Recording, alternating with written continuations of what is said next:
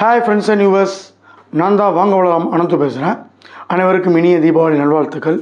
இன்னைக்கு தீபாவளிக்கு ரிலீஸாக இருக்கிற டியூட் இந்த படத்தை இப்போ நம்ம ரிவ்யூ பண்ண போகிறோம். ஏற்கனவே பிரதீப் 2 படம் பெரிய ஹிட்டு கொடுத்துட்டு இப்போது 3வது படம் வந்திருக்கு. இந்த படத்தில் ஒன்று என்ன பார்த்தீங்கன்னா, இப்போ அந்த நாட்கள் கதை எல்லாருக்கும் தெரிஞ்சிருக்கும். அதில் பாக்யராஜ் வந்து ஒரு பொண்ணை லவ் பண்ணுவார். அந்த பொண்ணுக்கு ராஜேஸ்வரா கல்யாணம் ஆகிடும். ரொம்ப நல்லவரான ராஜேஷ் ஒய்ஃப் அதாவது அம்பிகாவை பழைய லவருக்கே சேர்த்து வைக்கிறதுக்காக கூப்பிடுவார். கடைசியில் அவங்க சேர மாட்டாங்க. பட் அப்படி கூப்பிட்டு பிரிஞ்சு போனால் அந்த 7 நாட்கள் கூப்பிட்டு பிரியாமல் அந்த லவருக்கே சேர்த்து வச்சு அவனுக்கு குழந்தை பிறக்கிறதுக்கு தான் அப்பனா இருந்து இன்ஷியலும் தான் கொடுக்குற அளவுக்கு ஒரு நல்லவராக இருந்தால் அது வந்து டியூட். இவங்க 2 பேரும் வந்து ஃபஸ்ட் லெவல் கசின்ஸு.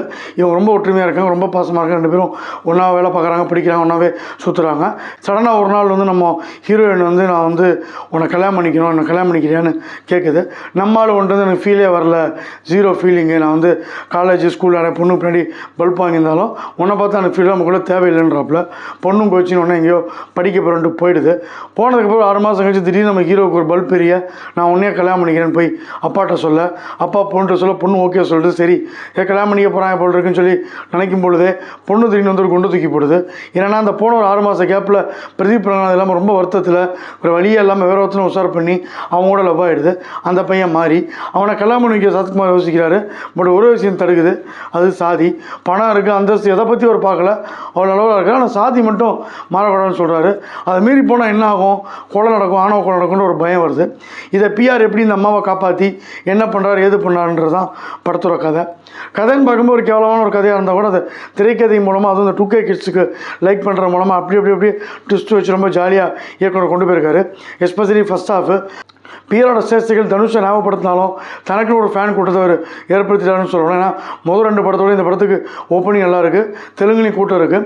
இந்த ஹீரோயின் வந்து சொல்லவே தேவையில்லை, சூப்பராக பண்ணியிருக்காங்க. பிரேமுள்ள வந்த ஹீரோயினை லவ்வர் வந்து நல்லா இருக்கணுன்றதுக்காக சில பேர் வந்து கல்யாணம் பண்ணி வைப்பான், சில பேர் கூடயே போங்கம்மா. ரியல் லைஃப்லேயே சந்திரபாபு வந்து தன்னோட ஒய்ஃபே ஃபஸ்ட் நைட்டுக்கு மேலே அனுப்பிச்சவர் தான்.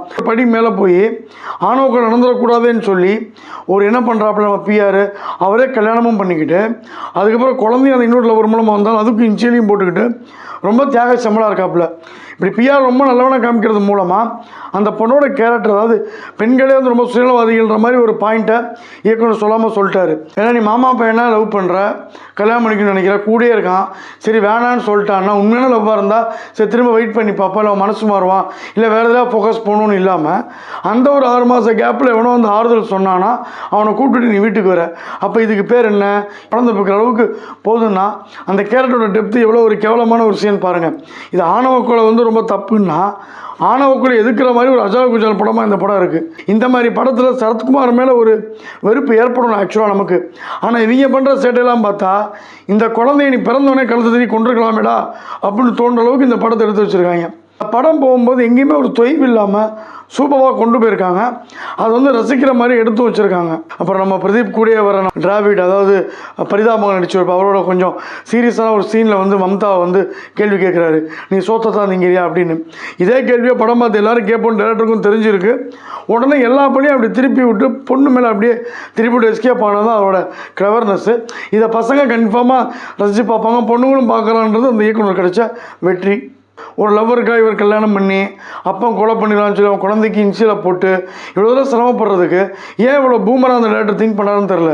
இந்த 2Kக்கு ஏற்ற மாதிரி ஒரு 15 நாள் பிரதீப்போட 15 நாள் அந்த புதுசாக ஒரு பையன் வந்திருக்கான் அவன் கூடன்னு வச்சுருந்தா படம் சிம்பிளாக போயிருக்கும். இதை விட்டுட்டு தேவையில்லாமல் ரொம்பவும் இது வந்து காம்ப்ளிகேட் ஆகிட்டாருன்னு தோணுது. அதுலேயும் வந்து பிஆர் ஒரு இடத்துல ஒரு டைலாக் சொல்கிறாப்புல, தாலின்றது வந்து நமக்கு தேவையில்லை, அதுக்குள்ள மனசு தான் தேவைன்னு. உண்மை தான், தாலின்ற ஒரு சிம்பிள் தான், அடையாளம் தான். தாலியே தேவையில்லைன்னு அது ஒருத்தனுக்கு ஒருத்தின்ற கான்செப்ட் மட்டும் எதுக்கு பிடிச்சிட்டு தொங்கணும். அது இருக்கனால தானே இவங்க கூட கல்யாணம் பண்ணணுன்னு ஒரு பிரச்சனை வருது, ஆணவ கூட வருது. எப்படி இருந்தாலும் அந்த பிஆர் வீட்டில் தான் அந்த பையன் இருக்கான்.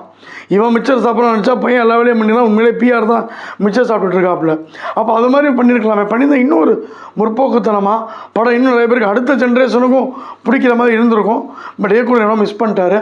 படம் வந்து அறுசுவை விருந்து மாதிரி காமெடி ஈமெடி எல்லாமே படம் பொழுதுபோக்காக வேகமாக போகிற மாதிரி வச்சுட்டு அந்த அறுசுவை விருந்து ஒரு சின்னதாக ஒரு இதை வச்சா எப்படி இருக்குமோ அந்த மாதிரி தான் கதை இருக்குது. ஹீரோ தம்மடிக்கிற சீன் கிடையாது, ஹீரோ தனியடிக்கிற சீன் கிடையாது, ஹீரோ வேலன்ஸ் கிடையாது. இந்த மாதிரி பல ப்ளஸ்கள் இருந்தாலும் இதோட மோசமான அந்த ஒரு கதைன்ற ஒரு கான்செப்ட்டு, ஒரு கல்யாணம்ன்ற ஒரு சிஸ்டத்தையே அவங்க மாக்கரி பண்ணுறது கொஞ்சம் இல்லை, நிறைய நடுவில் இருக்குது. இந்த மாதிரி கதைகள்லாம் ஏண்டா இடத்தான் யோசிக்கிறாளாக இருந்தால் தேட்டர் பக்கம் போயிடாதீங்க. மற்றபடி ஒரு படத்தை ஜாலியாக பார்த்துட்டு பொழுதுபோக்காக பார்க்கணும், இந்த கான்செப்ட் வந்து பெருசாக எடுத்துக்க மாட்டேன்னு நினச்சிங்கன்னா டியூட் வந்து ஒன் டைம் பார்த்து நல்லா வேகமாக போகுது, ரீரெக்கார்டிங்லாம் நல்லாயிருக்கு. இப்போ இங்கிலீஷ்காரன் படத்தில் நம்ம வடிவேலுகிட்ட வந்து சத்யராஜ் சொல்லுவாப்புல, எனக்கு இந்த கல்யாணம்லாம் அலர்ஜிப்பா, ஒரே வந்து புகை வைப்பீங்க, ஹோமம் பண்ணுவீங்க, கை காலெலாம் வலிக்கிற முடியாது, உட்காரணும், நீ பேசாமல் கல்யாணத்தை பண்ணிடு, நான் வந்து மேடைக்கு மட்டும் வரமாட்டேன், ஆனால் ஃபஸ்ட் நைட்டுக்கு வந்துடுறேன், நான் பார்த்துக்கிறேன்ற மாதிரி சொல்கிற மாதிரியே தான் இந்த பிஆர் கூட வர அந்த அருண்ற கேரக்டர், அதாவது ஹீரோட லவர் பண்ணியிருக்கான். அதே ஒரு சீரியஸான சினிமாவை எடுத்து வச்சு அதே கமர்ஷியலாக ஓடுற மாதிரி பண்ணி வச்சுருக்காரு இயக்குனர். பட்டு பிஆரும் மம்தாவும் ஜோடி நினச்சி போகும்பொழுது நம்ம இவங்க ஜோடி கிடையாது, வேறு ஒருத்தரும் இவங்க தான் ஜோடி, ஆடியன்ஸை சீட் பண்ண விதத்துலேயும் ஒரு ஆணவக்குடிக்கு எதிராக எடுக்கிறேன்னு சொல்லி அதோட ஒரு அதரை கேவலமான கதையை எடுத்து வச்ச விதத்துலேயும் வாங்க போகலாம் பஞ்ச்லைன் டூட் ஃப்ராட் 2.5 ஸ்டார் ரேட்டிங் கொடுக்கலாம். ரிவ்யூ பிடிச்சிருந்தா லைக் பண்ணுங்கள், ஷேர் பண்ணுங்கள். வாங்க போகலாம் சேனல் பிடிச்சிருந்தா மறக்காமல் சப்ஸ்கிரைப் பண்ணுங்கள்.